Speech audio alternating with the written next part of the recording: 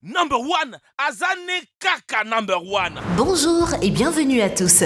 C'est vraiment étonnant la quantité de nouveaux contenus qui apparaissent sur Internet en seulement 24 heures. 500 millions de tweets sont publiés chaque jour, tandis que Facebook génère 4 pétaoctets de données. Sans parler des nouvelles, des vidéos et des contenus de divertissement. Nous vivons dans un monde de l'information, ce qui signifie que nous consommons tous beaucoup plus d'informations que nos ancêtres. Et bien sûr, on pourrait penser qu'après des milliers d'heures passées en ligne, vous auriez tout vu. Mais croyez-nous, il y a encore des choses qui vous surprendront. Aujourd'hui, nous allons vous en montrer quelques-unes. Mais avant de nous lancer, voici la question du jour. Le fabricant n'en veut pas, l'acheteur ne s'en sert pas et l'utilisateur ne le voit pas. Qu'est-ce que c'est ? Répondez dans les commentaires et restez avec nous jusqu'au bout pour découvrir la bonne réponse. Et maintenant, c'est parti !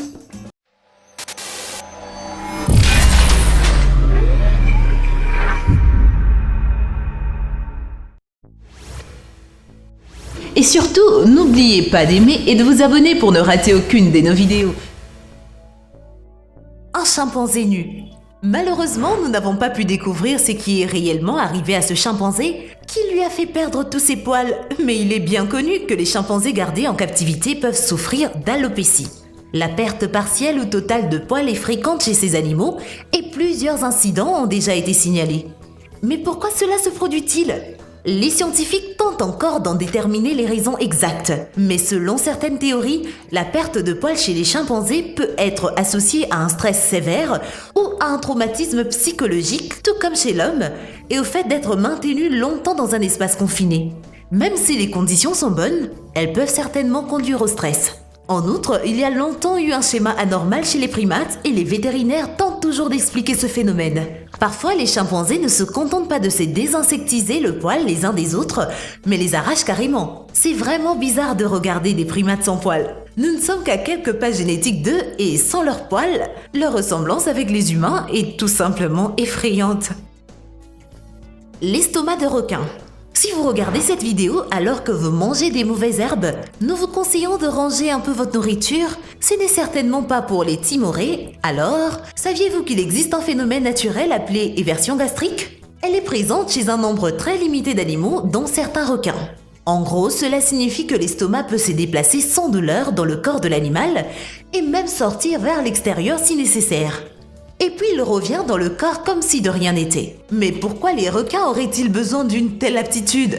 Son rôle est utilisé par les prédateurs dans des situations de stress extrême ou pour se débarrasser d'un excès de nourriture si nécessaire. Les requins ne savent pas comment vomir et malheureusement, ils ont tendance à trop manger. Par conséquent, lorsqu'ils doivent se débarrasser de certains aliments, y compris de parties peu digestes, l'estomac est simplement expulsé et se nettoie naturellement. Cette réaction peut être causée par exemple par la présence de carapaces, d'os ou de plumes de tortue dans l'estomac. En général, c'est un mécanisme parfaitement sûr et naturel qui soulage les requins, mais parfois lorsque l'estomac est expulsé à cause du stress, il est difficile pour les requins de le rentrer par eux-mêmes. Le langage sifflé. Nous sommes tellement habitués à communiquer par les mots que nous ne pensons même pas à l'existence éventuelle d'autres moyens de communication. Enfin, à l'exception de la langue des signes bien sûr. Mais certaines personnes utilisent des langues sifflées pour communiquer à distance. Ces langues sont utilisées dans différentes parties du monde, aux Canaries, au Ghana, en Amérique centrale et en Amérique du Sud. Mais dans presque tous ces endroits, cette langue est au bord de l'extinction. Un autre endroit sur les planètes où le langage sifflé est utilisé est le village de montagne turque de Cusco. Les scientifiques ont appris l'existence de cette langue dans les années 60. À l'époque, presque tout le monde dans le village de Cusco pouvait le parler. Aujourd'hui, seule la moitié de la population connaît la langue car les moyens de communication portables ont résolu le problème de la communication à distance. Les habitants du village de Cusco, nous appelons cette langue le langage des oiseaux et racontons la légende qui a été transmise des parents aux enfants pendant de nombreux siècles. Certains historiens pensent qu'il a été inventé par des montagnards lors d'affrontements militaires. D'autres disent que ce langage sifflé a été apporté ici par des immigrants espagnols pendant l'Inquisition. Mais il est fort probable que cette langue inhabituelle a été inventée par des bergers locaux. Ils avaient besoin de communiquer avant que le téléphone ne soit inventé dans une région au relief montagneux complexe. Au fait, fait, c'est un autre fait intéressant. Les scientifiques sont très intéressés par les langues sifflées et ils ont mené des recherches. C'est ce qui fait que le fait de parler le langage des oiseaux active les deux hémisphères du cerveau humain, alors que le langage ordinaire ne fait fonctionner que l'hémisphère gauche. En effet, l'hémisphère droit est lié au traitement des mélodies et des fréquences sonores. Bar sur un lac. Êtes-vous absolument sûr que plus rien sur la liste des bars ne peut vous surprendre? Parce que chaque endroit a les mêmes boissons, n'est-ce pas? Eh bien, cela vous fera certainement changer d'avis et cela vient avec un bonus. Un poisson vivant où vous devez le boire en une seule fois. Ça vous a plu? Cette idée étonnante appartient à Josie Norgren du Minnesota. Elle rêve d'ouvrir son propre bar depuis des années et, il y a quelque temps, elle l'a finalement fait. L'endroit a été construit en plein milieu du lac gelé Lida. Bien sûr, il n'est pas ouvert toute l'année, mais seulement pendant 2 ou 3 semaines en hiver, lorsque la glace est suffisamment épaisse et sûre. Le plus grand groupe de rock. Si vous avez déjà assisté à un concert en direct, vous savez combien il est difficile de régler le son.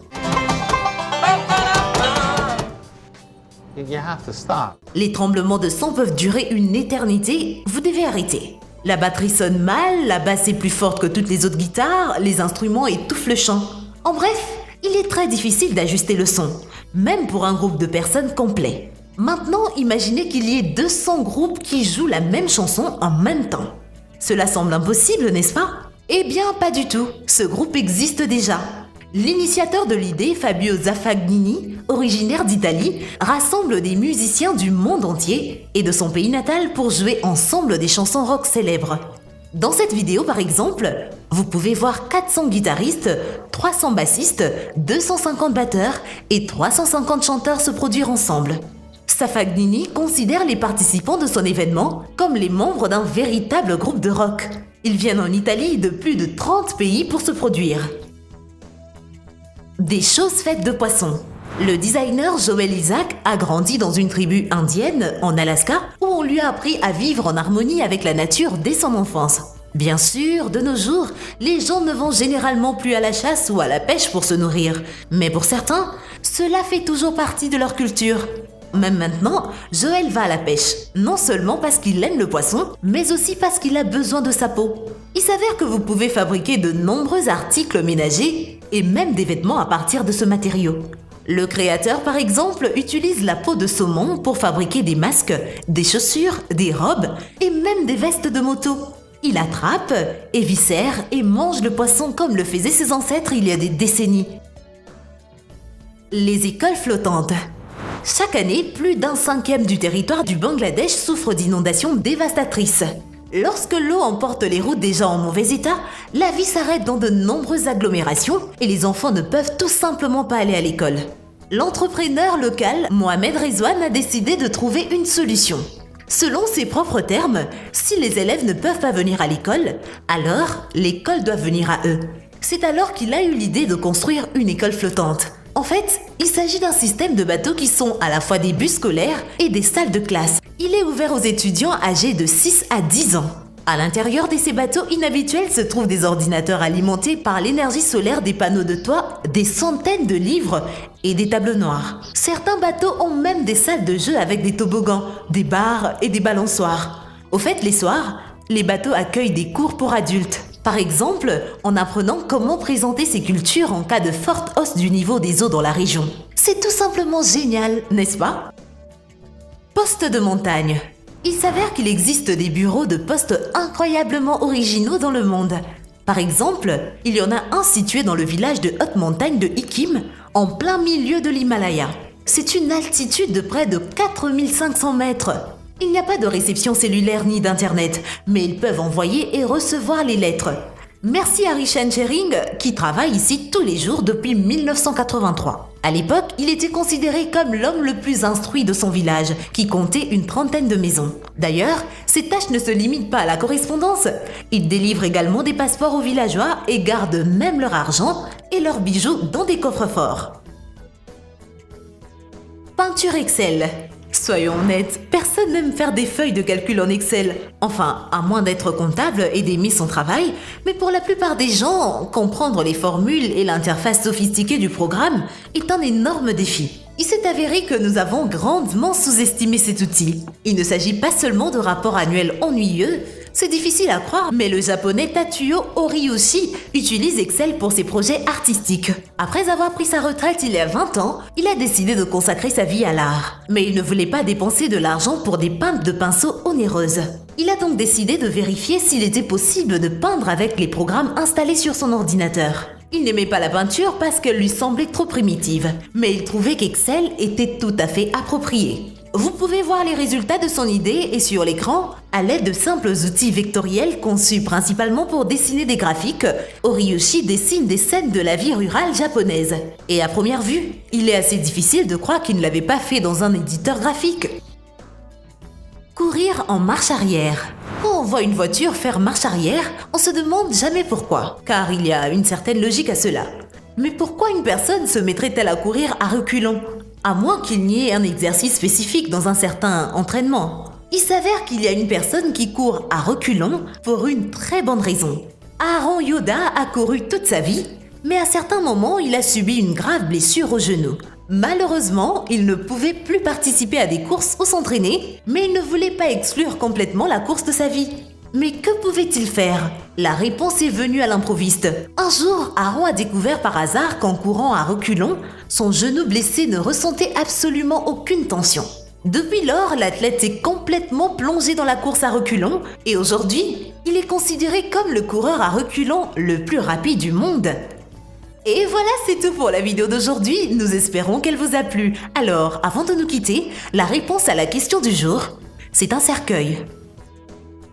Eh bien, merci d'avoir suivi cette vidéo et surtout, n'oubliez pas d'aimer et de vous abonner pour ne rater aucune de nos vidéos. Quant à moi, je vous dis bye bye.